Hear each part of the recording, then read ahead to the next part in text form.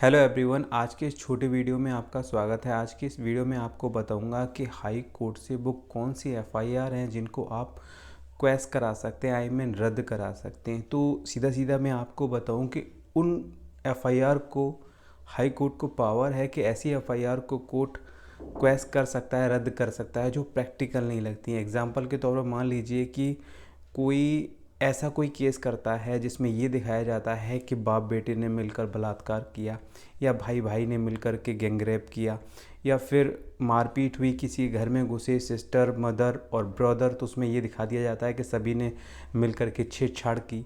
तो इस टाइप के जो केस होते हैं, इस टाइप की जो कंप्लेंट केस और जो एफआईआर जो लिखाई जाती हैं इस तरह से कि जिसमें इस टाइप की बात आती है सामने, तो उन एफआईआर को हाई कोर्ट क्वेश कर सकता है जो कि प्रैक्टिकल नहीं लगते। अब यहाँ पर भाई भाई मिलकर के कभी गैंगरेप नहीं कर सकते, बाप बेटा मिलकर के किसी का गैंगरेप नहीं कर सकते, भाई बाप सिस्टर मिलकर के किसी महिला के साथ छेड़छाड़ नहीं कर सकते। तो ऐसे मामले जो होते हैं, लोग क्या है कि एफआईआर तो लिखा देते हैं, लेकिन उन कमियों की वजह से क्या होता है कि जब ये मामला हाई कोर्ट जाता है, अपोजिशन पार्टी जब उस एफआईआर को लेकर के हाई कोर्ट जाती है, तो क्योंकि वो प्रैक्टिकल नहीं लगता तो उस मामले में उनको क्वेश कर दिया जाता है। ये माना जाता है कि मामला झूठा है, क्योंकि अगर कोई सिस्टर, ब्रदर, फादर सब एक साथ में किसी घर में घुसते हैं, मारपीट करते हैं, तो किसी महिला के साथ वो छेड़छाड़ नहीं कर सकती, क्योंकि उसमें महिला भी शामिल है। जिसमें ये चीज़ दिखाया जाता है कि ये सारे लोग आए और इन्होंने मेरे साथ मारपीट की और मेरे साथ छेड़छाड़ की, क्योंकि वो ये सोचती हैं कि शायद ऐसा करने से वो किसी पे धाराएं बढ़वा देंगी। लेकिन वो ये चीज़ नहीं देखते कि ये किस टाइप का केस है, इसमें महिलाएं भी इन्वॉल्व हैं और महिला के साथ कभी छेड़छाड़ नहीं कर सकती। इस टाइप की बात प्रैक्टिकल में नहीं आती है। तो ऐसी ऐसी जो कथन है, इस चीज़ों को अदालत देखती है, समझती है। ऐसे ही सुप्रीम कोर्ट में अभी एक मैटर था 21 अगस्त 2019 को, इसमें शादी का झांसा देकर के बलात्कार का एक मैटर था, उसको लेकर के अपोजिशन पार्टी हाई कोर्ट से वो क्वेश नहीं हुई थी, तो सुप्रीम कोर्ट चला गया था। तो सुप्रीम कोर्ट ने उसको क्वेश किया था। आधार क्या बताया था कि शादी का झांसा देकर के बलात्कार करना अलग चीज़ है। इसमें क्या है कि एक फॉल्स प्रॉमिस क्लियर हो रहा है कि पहले से ये कोई शादी का झूठा वादा करता है, दूसरे की परमिशन लेता है रिलेशनशिप बनाने के लिए और उसके साथ बलात्कार करता है और फिर उसे धोखा दे देता है। तो ये तो बलात्कार की श्रेणी में है।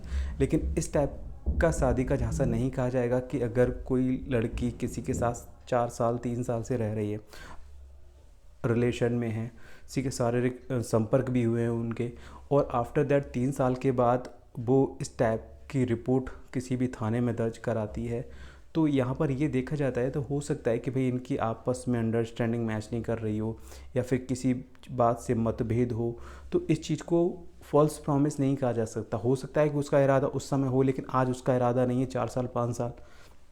तो ये जो चीज़ है, इस चीज़ को अदालत समझती है कि ऐसा नहीं है कि 4 साल या 5 साल के बाद कोई ब्रेकअप ले रहा है तो इसका मतलब भी कि शादी का झांसा दे करके उसने उसके साथ बलात्कार किया है। तो ऐसे मामले में सुप्रीम कोर्ट ने उसको बलात्कार नहीं माना और उस एफआईआर को क्वेश कर दिया। सो गाइस, जो मामले प्रैक्टिकल होते हैं, सिर्फ उन्हीं मामलों में अदालत एफआईआर को क्वेश नहीं करती है। लेकिन अगर मामले प्रैक्टिकल नहीं हैं तो उन मामलों को माननीय हाई कोर्ट और जो सुप्रीम कोर्ट क्वेश कर सकता है उन एफआईआर को।